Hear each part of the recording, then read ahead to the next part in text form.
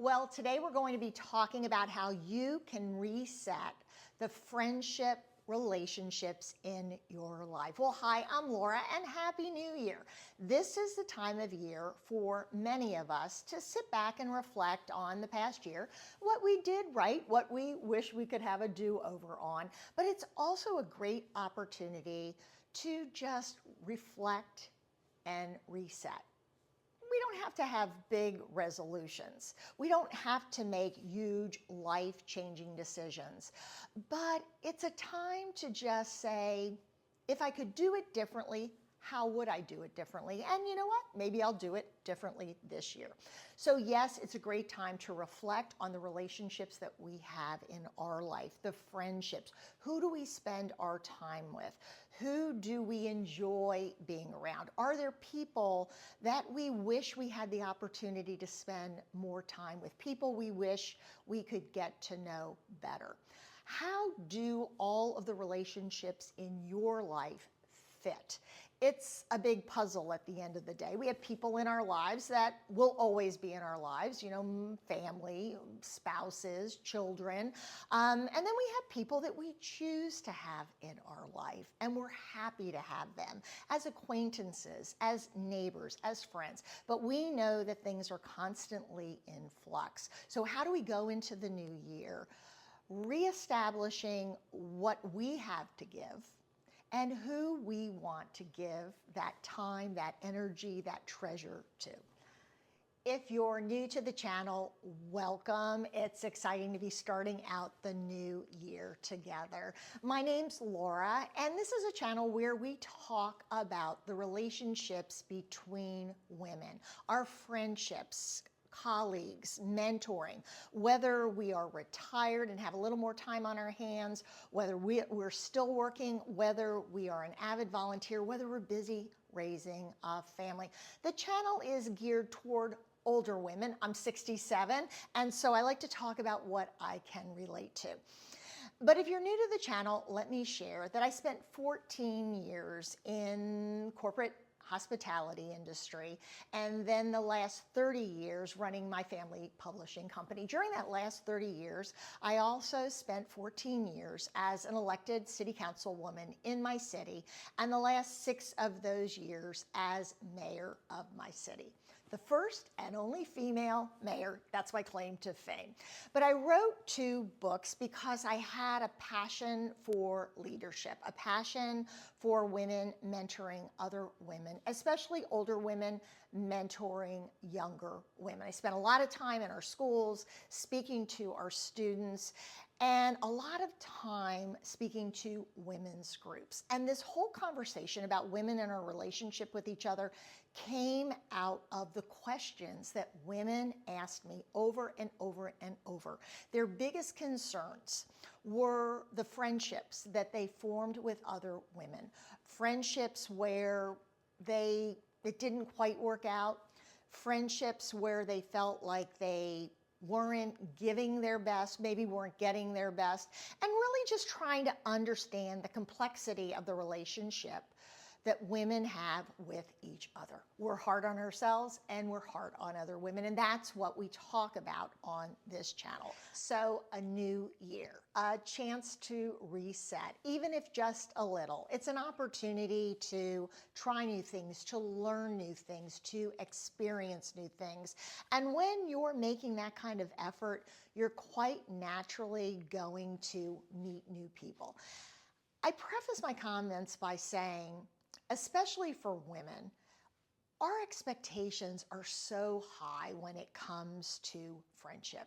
We put everyone in that one category. At least we tend to put everyone in that one category, but it's okay to have acquaintances, close acquaintances, friends from church, friends from exercise class, friends from a hobby or a sport.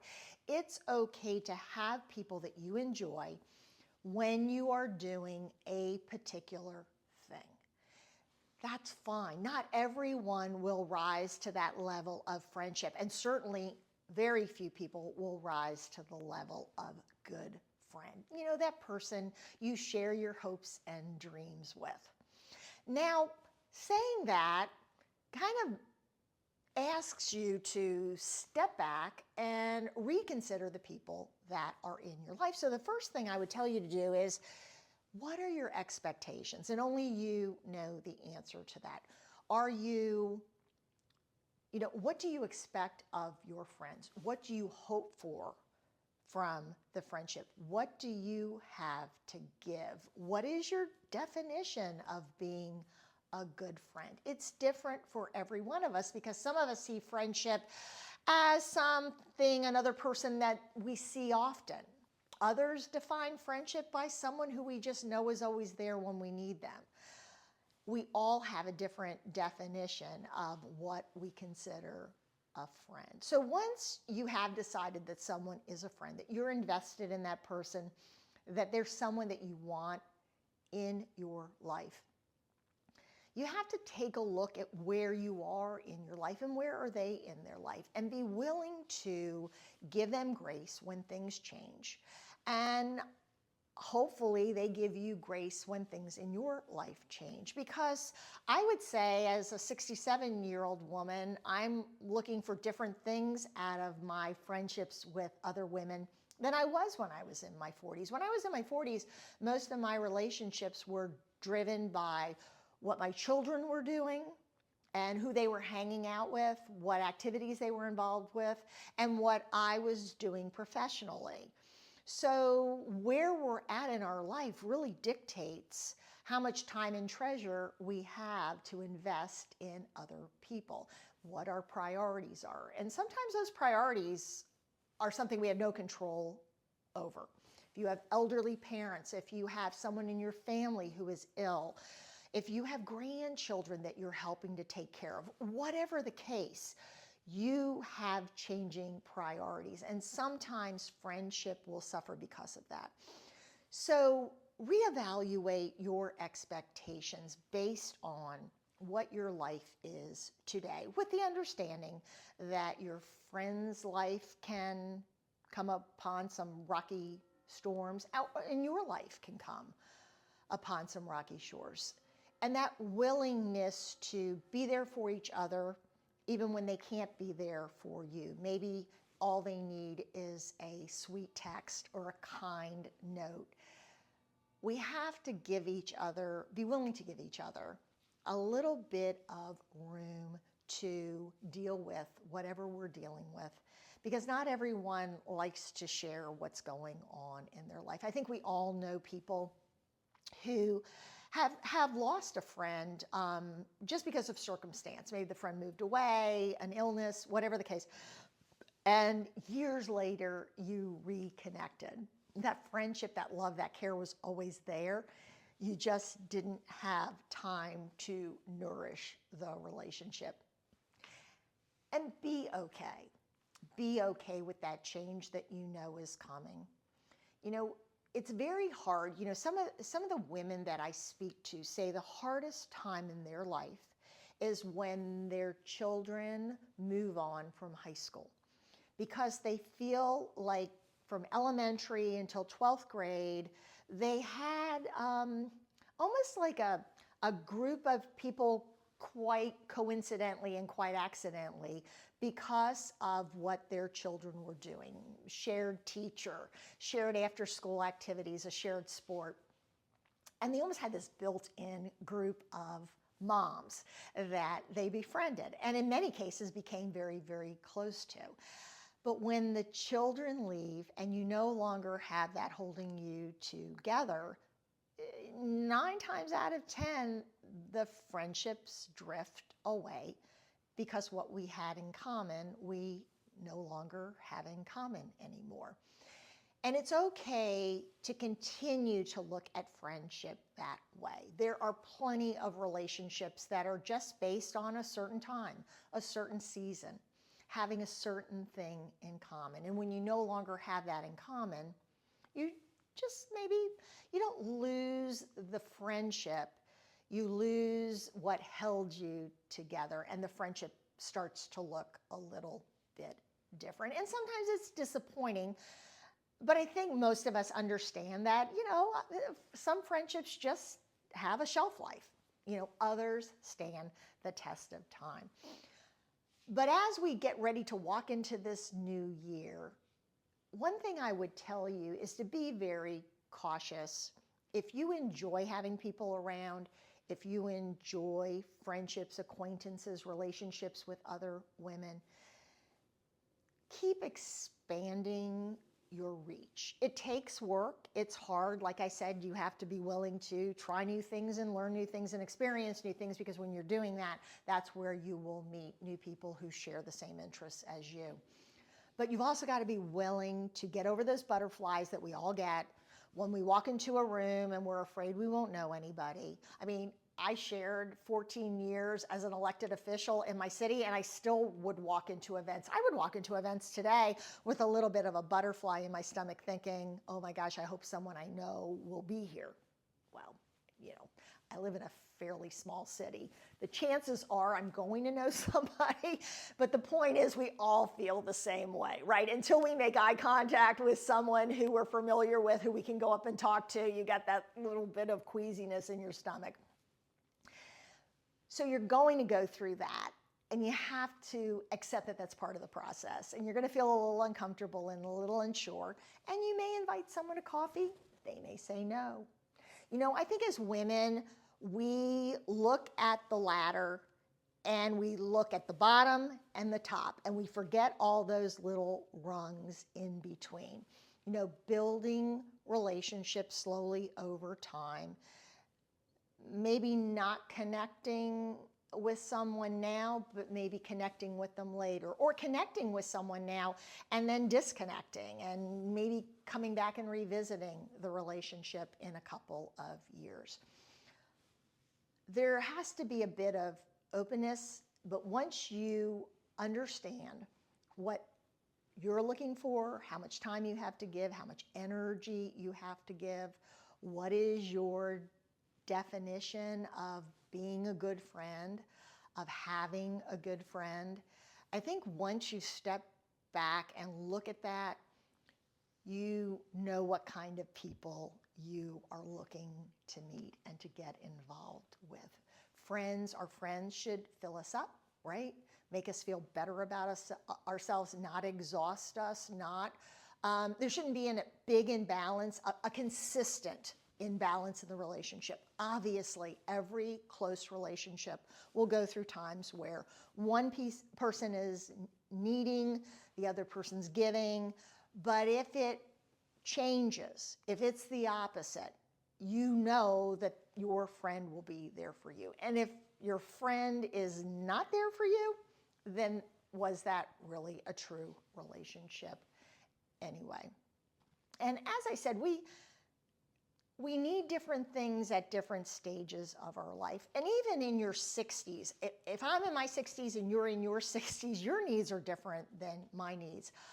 I am a little fearful of my friend group getting smaller because people are talking about moving to another state to be closer to grandchildren.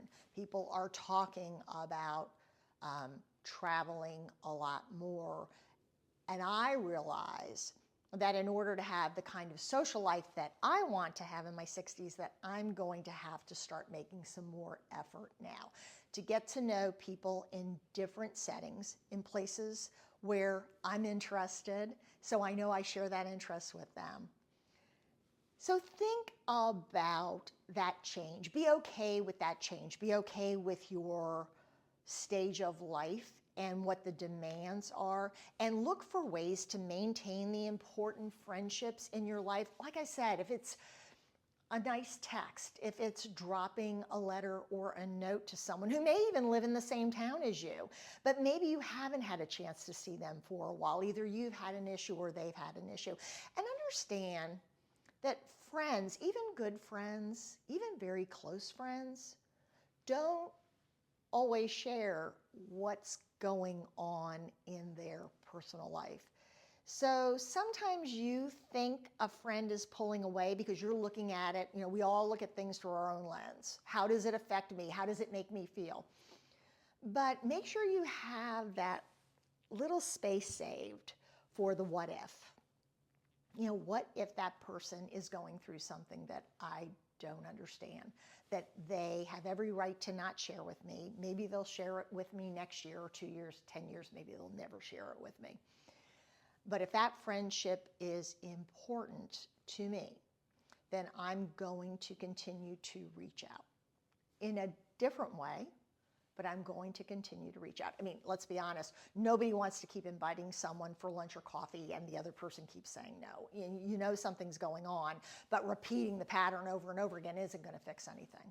So maybe dropping them a card, maybe dropping a little bouquet of flowers or some fresh baked cookies off at their house, if they are that kind of a friend, right? A friend that has a true value in the long term to you. This is just a great time of year to reset. We know we're going to have butterflies when we put ourselves into new situations, as we try to expand our acquaintances, our friend group, our pal group, saying hi to more people, responding to invitations. But knowing what you have the energy for, what you have the bandwidth for, knowing what you can give, what you're able to give, whether it's time, energy, interest. Nobody wants to walk into an event knowing in their head that I would rather be anywhere but here. So know what your boundaries are, right? What you want out of the situation, what you're hoping to get, because that'll help you get through that little bit of discomfort as you're driving in the car over to this event that you're scared you're not going to know anybody, right? And then always walk into every room with a smile on your face, because there may be an opportunity at that event, in that class, to meet someone truly special, someone who can be a great acquaintance, maybe even a good friend. Well, I look forward to sharing the upcoming year with you, and I hope you'll subscribe to the channel. But more importantly, I hope you'll drop a comment and share with everyone what you're doing to reset as you move into this year of 2025. Hard to believe. Gosh, I don't know about you, but when I was a kid, I pictured 2025 that I would be probably in a rocking chair right now on the front porch with my yarn knitting. So old age looks a whole lot different now that I'm here. Well, take care. I look forward to seeing you next time on the channel.